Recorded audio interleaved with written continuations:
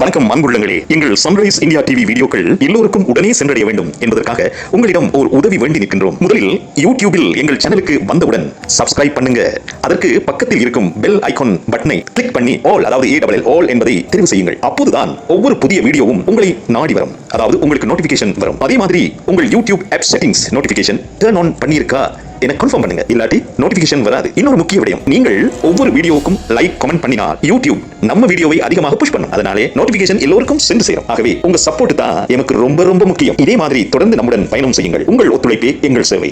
நன்றி. அன்பு நேயர்களே, இன்றைய உலக ஊடக பரப்பில் மிகப்பெரிய இசு செய்தியாக வெளியாகிருக்கின்றது காசாவின் பட்டினி சாவு குறித்தான செய்திகள். நாம் அநேகமாக இலங்கை, இந்திய யூடியூபர்ஸ் மூலம்தான் காசா பற்றிய செய்திகளை அறிந்து வருகின்றோம் இல்லையா? ஆங்கில ஊடகங்கள் பார்க்க மாட்டாங்கல்ல. அதனால் காசாட செய்தியை மிக கூடுதலாக இலங்கைக்குள் பல பேரும், தமிழ்நாட்டுக்குள் பலருமாக தமிழ் ஊடகங்களுக்கு இவர்கள் அந்த செய்திகளை வழங்கி வருகின்றார்கள். ஆனால் காசாவில் நடக்கின்ற மிக அதிகமான இந்த பஞ்ச பசி கொடுமை மெலிந்த உடல்கள் பற்றிய செய்தி இன்றைய ஊடக பரப்பில், உலக ஊடக சந்தைகளில் மிகப்பெரிய இசுவாகவும் மிகப்பெரிய செய்தியாகவும் மிகப்பெரிய படங்களையும் போட்டு அமளி தும்மலியாக இருக்கின்றது இன்று ஞாயிற்றுக்கிழமையிலிருந்து. அதுக்கான காரணம், இப்பொழுது ஊடக பரப்பு கொஞ்சம், அதாவது இதுதான் செய்தியில செல்ல டாப் நியூஸ் என்று சொன்னால், காசாவுக்கான அதிகரிப்பு, ஆதரவு அதிகரிப்பும் இஸ்ரேலுக்கான எதிர்ப்பு அதிகரிப்பும் அது அநேகமாக அரங்கேறி வருகிறது. இப்ப நம்ம காசா செய்திகளில் பார்க்க போனால், லண்டனில் இருந்து வெளியாகின்ற, பிரித்தானியாவில் இருந்து வெளியாகின்ற பல ஆங்கில பத்திரிகைகள் பல செய்திகளை வெளியாகும். ஆங்காங்க ஒரு மூலையில் இருந்தாலும் இந்த பட்டன் சாப்பாடு போட மாட்டாங்க, எங்காச்சும் செய்தியான் போடுவாங்க. ஆனால் இன்று அப்படி அல்ல.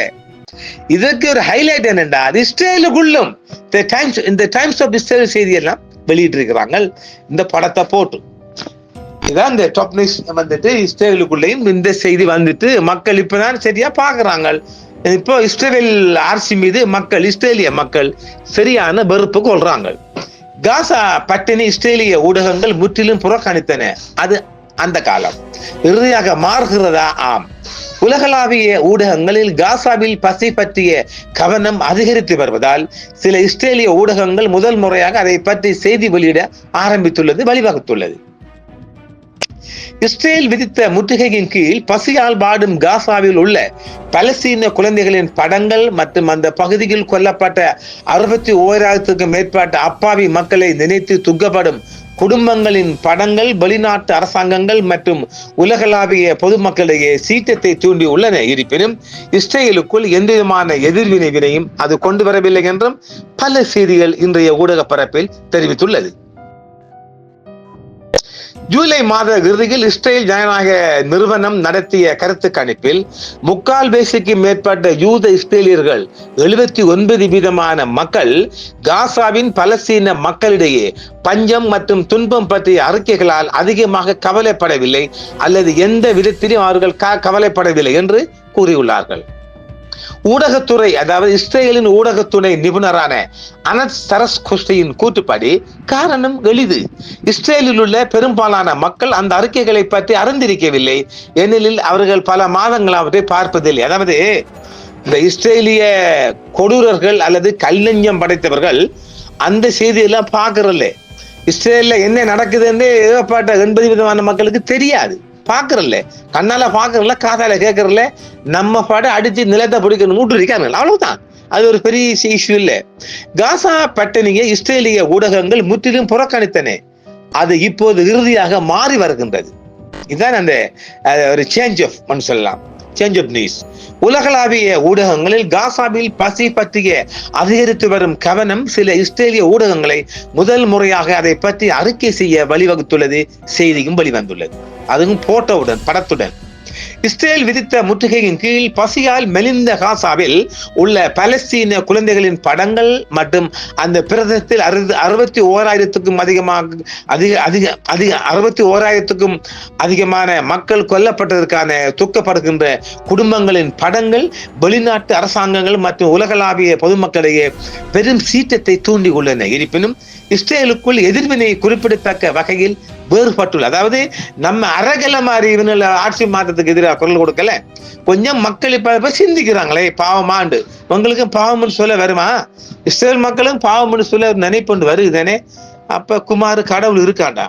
ஜூலை மாத இறுதியில் இஸ்ரேல் ஜனநாயக நிறுவனம் நடத்திய ஒரு கருத்து கணிப்பில் 3/4 மேற்பட்ட யூத இஸ்ரேலியர்கள் 79% மக்கள் காசாவின் பலஸ்தீன மக்களிடையே பஞ்சம் மற்றும் துன்பம் பற்றிய அறிக்கைகளால் அதிகமான கவலைப்படவில்லை அல்லது அவர்கள் எந்த விதத்திலும் துன்பப்படவில்லை, கவலைப்படவில்லை என்று சொல்றார்கள். இதயம் இருந்தா தானே இப்ப கவலைப்படலாம். இதயம் இல்லாத கொடியவர்கள் இவர்களா? அதாரா இவர்கள்? அவன் தான் இவங்க. தெற்கு காசாவில் உள்ள கான் யூனிஸில் உள்ள நாசர் மருத்துவமனையில் சிகிச்சை பெற்று வரும் 14 மாத ஹசார் அல் அர்பா கடுமையான ஊட்டச்சத்து குறைவு காரணமாக ஆபத்தான நிலையில் இருக்கின்றார். ஊடகங்கள் நிபுணரான சனத் சரகுஸ்டின் கூற்றுப்படி அவர் அதான் சொல்றாரு. மீண்டும் சில வாரங்களுக்கு முன்பு வரை காசாவில் இருந்து ஐடிஎஃப் வடிகட்டப்படாத சில அறிக்கைகள் மட்டுமே நீங்கள் எண்ண முடியும் என்று இஸ்ரேலில் உள்ள பத்திரிகையாளர்கள் சங்கத்தின் பத்திரிகை சுதந்திர தலைவர் சரகுஸ்டி செல்கின்றார். அதாவது இந்த செய்திகள் ராணுவ தரப்பாலாம் கொஞ்சம் செய்தி போடுறது. அது இந்த ஊடக தணிக்கை நேரத்தில் வடகிழக்கு இருந்துச்சு. அது இவனுகள் ஐடியாஸ் தான் செய்தி கொடுப்பான். அப்ப அவனுக்கு ஏத்தாப்பான செய்தி கொடுப்பான். அந்த மக்களையும் அந்த அந்த அந்த சாதாரண சிறுவர்களை எல்லாம் 10 வயசுக்கு மேற்பட்டதெல்லாம் பயங்கரவாதிகள் செய்தி கொடுக்குறேன். அதை பார்த்தா இஸ்ரேல் மக்கள்ல நெஞ்செல்லாம் கல்லாயிடுச்சு, ஈரமே இல்லாம போச்சு. இவன் கொடுக்குற ஐடியா தானே செய்தியை கொடுப்பான். அவனோட செய்தி தானே வெளியாகும். அவன் தாக்க வந்தான். இப்ப அதானமாக ஒரு 10 சிறுவரை கொண்டு போடுறது. அவன் என்ன செய்தி போடுவான்? இஸ்ரேல் படையை தாக்க வந்த 10 போராளிகள் இல்லாட்டி 10 ஹமாஸ்கள் கொல்லப்பட்டார்கள். பாத்தீங்களா? இப்ப இலங்கையில் அப்படித்தானே 2 அப்பாவியை கொண்டு போட்டு புலிகள் கொல்லப்பட்டார்கள். நடிகர் நல்லா விளைய கொள்ளுங்க. அதாவது இந்த மக்களுக்கு திசை திருப்புறாது. மக்களை நாம கொடிவுகள் சொல்லானும் ஒரு உண்மை தகவல் மக்களை அடையாத வரை அவர் கொடியவர்கள் தான். இப்ப சிங்கள மக்கள் மத்தியில் தமிழர்களை ஒரு கொடிவர்கள் என்று சொல்லப்பட்டு கொண்டிருக்கு. இன்னமும் சாதாரண அப்பாவியை அடிச்சு கொண்டு போட்டு வெடியில் வச்சு போட்டு சொல்றது ஒரு புலி கொல்லப்பட்டார். புரியுதுங்களா? ரெண்டும் ஈக்குவல் பண்ணி பாருதான். ஐடியா தானே செய்திகள் கொடுக்குற. இந்த 10 வயசு சிறுவர் இல்லாம வந்து அங்க சிறுவர் தெரியாது. ஒரு 10 சிறுவர் நாம இங்க உள்ளூர் கத்துற சிறுவன் என்று அங்க மக்களுக்கு சில இஷ்ட மக்களுக்கு கொடியவன் பெரியவன் என்று ஆயுதத்துடன் வந்தான், குண்டு வீச்சு வந்தான், கொலை செய்யப்பட்டான், கொன்றான், சுட்டுக் கொல்லப்பட்டான செய்தியை கொடுப்பாங்க. எப்படி? ஐடிஎஃப் படை வீரர்களை கொல்ல வந்த 10 பயங்கரவாதிகள் கொல்லப்பட்டார்கள். சிறுவன் பாத்தீங்களா? இதான் செய்தி. அதான் அப்படிதான் சொல்றார். அதாவது யார் சொல்றார்? இஸ்ரேலில் உள்ள பத்திரிகையாளர்கள் சங்கத்தின் பத்திரிகை சுதந்திர தலைவர் ஷரகுஸ்டி கூறினார். இடதுசாரி ஹெரட்ஸ் போன்ற ஒரு சில செய்தித்தாள்களை தவிர பலஸ்தீன தரப்பில் என்ன நடக்கிறது என்பதை மற்ற அனைத்து முக்கிய ஊடகங்களும் முற்றிலுமாக புறக்கணித்தன. ஒரு செய்தியை போட மாட்டார்கள். அங்குள்ள மனித உயிரிழப்புகள், இந்த போரில் கொல்லப்பட்ட குழந்தைகளின் எண்ணிக்கை, இஸ்ரேலிய பார்வையாளர்கள் அதை காணவே இல்லை என்று கூறுறார். பாத்தீங்களா? எந்த அளவுக்கு ஒரு சிறிய நாட்டுக்குள்ள செய்தியை மூடி மறைச்சிருக்கிறான் பாருங்க. தெரியா? இப்பதான் அந்த மக்களுக்கு வெளியாக போகுது. கடந்த சில வாரங்களாக சர்வதேச ஊடகங்களில் இந்த பிரச்சனையில் அதிகரித்து வரும் கவனம் சில இஸ்ரேலிய செய்தித்தாள்கள் மற்றும் தொலைக்காட்சி சேனல்கள் முதல் முறையாக காசாவில் பசி குறித்து செய்தி வெளியிட வழிவகுத்துள்ளது. அல்ஹம்துலில்லாஹ். இருப்பினும் இது ஒரு விவாதத்துக்குரிய பிரச்சனை இருந்தது.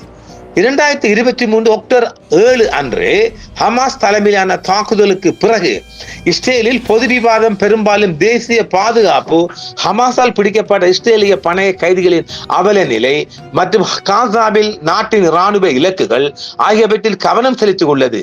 அந்த சூழலில் காசா மீதான இஸ்ரேலிய தாக்குதலால் ஏற்பட்ட மனிதாபிமான பேரழிவு பல யூத இஸ்ரேலியர்களின் மனதில் ஒரு சிறிய இடத்தை பிடித்துள்ளது. அவர்கள் பெரும்பாலும் இந்த மோதலை ஹமாஸின் தாக்குதலுக்கு பதிலளிக்கும் விதமாக ஒரு நியாயமான தற்காப்பு செயலாக கருதுகின்றனர். இந்த பழைய கைதியெல்லாம் பிடிச்சிக்கு போனதால நம்மட படை செய்யற நியாயம் தானே என்று அவங்க நினைக்கிறாங்க. உண்மை நிலை சரியாதானே? இருப்பினும் கருத்து கணிப்புகள் மீதமுள்ள இஸ்ரேலிய பணைய கைதிகளின் விடுதலைக்கு ஈடாக போரை முடிவுக்கு கொண்டு வர ஹமாஸுடன் ஒரு ஒப்பந்தத்தை விரும்புவதாக காட்டுகின்றது. மக்கள் எல்லாம் ஒரு ஒப்பந்தத்துக்கு போதான் விரும்புறாங்க. ஆனா பெஞ்சமின் மாம்சி விடாது. அவன் விடான். அவருக்கு அடிக்கும் சத்தமும் பார்க்கணும். அவருக்கு தக்காளி சட்னி எப்படியும் பார்த்து கொண்டே இருக்கணும். இஸ்ரேலின் முக்கிய ஒளிபரப்பாளர்கள் நாட்டின் வரலாற்றில் மிகவும் தீவிர வலதுசாரி என்று விவரிக்கப்படும் ஒரு அரசாங்கத்தின் கதையை பெரும்பாலும் ஏற்றுக்கொண்டதாக ஊடக ஆய்வாளர்கள் கூறுகின்றனர். பல மாதங்களாக இஸ்ரேலிய ஊடகங்கள் சர்வதேச சீற்றத்திற்கு பதிலளித்து வருகின்றன. ஏராளமான உதவி நிறுவனங்களால் ஆவணப்படுத்தப்பட்ட பரவலான பசி, ஹமாஸ் திட்டமிடப்பட்ட பட்டினி பிரச்சாரம் என்ற இஸ்ரேலிய கூற்றுகளில் கவனம் செலுத்துகின்றன. கடந்த மாதம் பெஞ்சமின் நெதன்யாவின் கூற்றால் சுருக்கமாக கூறப்பட்டது, காசாவில் பட்டினி கொள்கை இல்லை, காசாவில் பட்டினியும் இல்லை என்று பெஞ்சமின் சொல்லுது. அட பாவி மனுஷா, உனக்கு கண்ணும் இல்லை காதும் இல்லை. ஐநா உலக உணவு திட்டத்தின்படி காசாவில் உள்ள பலஸ்தீன மக்களில் 1/3 பகுதியினர் பல நாட்கள் சாப்பிடாமல் உள்ளனர். மேலும் 1/2 மில்லியன் பேர் பட்டினியில் விளிம்பில் உள்ளனர். நல்லா கேட்டுக்கொள்ளுங்க செய்தியா. இதான் இந்த ஹைலைட்ஸ். காசா பகுதியில் தற்போது பஞ்சத்தின் மிக மோசமான சூழ்நிலை நிலவுகிறது என்று ஐநா ஆதரவு பெற்ற ஒருங்கிணைந்த உணவு பாதுகாப்பு கட்ட வலைப்பாடு IPC குழு கடந்த மாதம் கூறியது. பரவலான பட்டினியை போக்க அவசர போர் நிறுத்தத்திற்கு அழைப்பு விடுத்திருந்தது. இஸ்ரேல் விதித்துள்ள முற்றுகையின் கீழ் பசியால் பாடும் காசாவில் உள்ள பலஸ்தீன குழந்தைகளின் படங்கள் மற்றும் பிரதேசத்தில் கொல்லப்பட்ட 661,000க்கும் மேற்பட்ட மக்களுக்காக துக்கப்படும் குடும்பங்களின் படங்கள் வெளிநாட்டு அரசாங்கங்களும் மற்றும் உலகளாவிய பொதுமக்களிடையே சீற்றத்தை தூண்டியுள்ளன. இருப்பினும் இஸ்ரேலுக்குள் எந்த விதமான ஒரு அசம்பாவிதம் இதுவரை நடைபெறவில்லை என்றும் 2ஆம் செய்தியாக தரப்படுகிறது. ஜூலை மாத இறுதியில் இஸ்ரேல் ஜனநாயக நிறுவனம் நடத்திய கருத்து கணிப்பு தான் மீண்டும் சொல்றாங்க. சில நாட்களுக்கு முன்பு வரை காசாவில் இருந்து IDF ஆல் வடிகட்டப்படாத அறிக்கைகள் மட்டுமே நீங்கள் பார்த்திருப்பீர்கள். ஏனெனில் IDF கொடுக்கின்ற செய்தியை மட்டும்தான் அவர்கள் கிடைக்கின்றது. பொதுவான செய்திகள், இப்படிப்பட்ட செய்திகள் கிடைப்பதில்லை என்றும் ஒரு சாரம் செய்தியாக சொல்லப்படுகின்றது. சட்டபூர்வமான, அதாவது இந்த தாக்குதலை ஹமாஸ்க்கு கொடுக்கணும் ஒரு சட்டபூர்வமான ரிப்ளிகேஷன் தான் பார்க்கறாங்களாம். அதனால அது பெருசா அவங்க எடுத்துக்கொள்ள மாட்டாங்கன்னு சொல்லப்படுது. எது எப்படி பார்த்தாலும் இன்றைய உலக பரப்பில் காசாவின் மெலிந்த குழந்தைகளின் படங்களும் பஞ்ச செய்தியும் வறுமை படமும் அவங்களான பட்டினி சாபுறுத்த செய்தியும் இஸ்ரேலுக்குள்ளும் உலக ஊடகங்களிலும் ஆங்கில ஊடகங்களிலும் இடம்பெற்றிருப்பது என்பது மிகப்பெரிய முன்னேற்றத்தை கொண்டு வருகின்றது.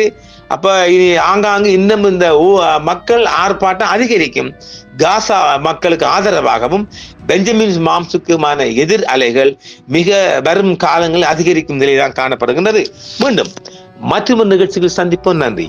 என்றும் உங்களுடன் சன்ரைஸ் இந்தியா டிவி சப்ஸ்கிரைப் பண்ணுங்கள், பெல் பட்டனையும் கிளிக் செய்யுங்கள். உங்கள் ஆதரவே எங்கள் சேவை. ஆதரவு தாருங்கள், அரவணைப்போம். மறக்காம சர்ப்ரைஸ் பண்ணுங்க. தேங்க்யூ.